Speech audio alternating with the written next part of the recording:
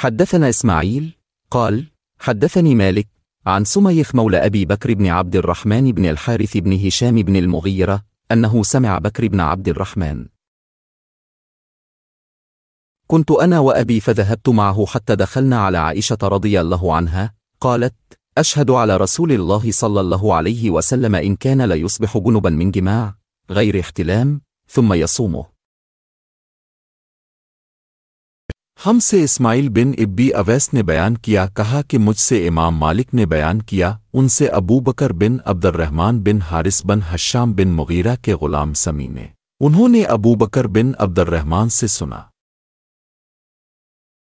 انہوں نے بیان کیا کہ میرے باپ عبد الرحمن مجھے ساتھ لے کر عائشہ رضی اللہ عنہا کی خدمت میں حاضر ہوئے۔ عائشہ رضی اللہ عنہا نے کہا کہ نبی کریم صلی اللہ علیہ وسلم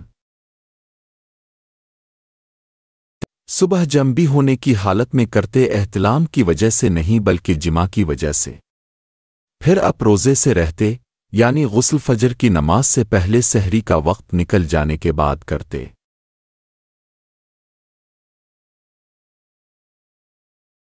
Narrated Abu Bakr bin Abdurrahman: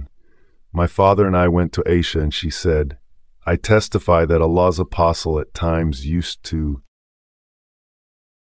get up in the morning in a state of janaba from sexual intercourse, not from a wet dream, and then he would fast that day.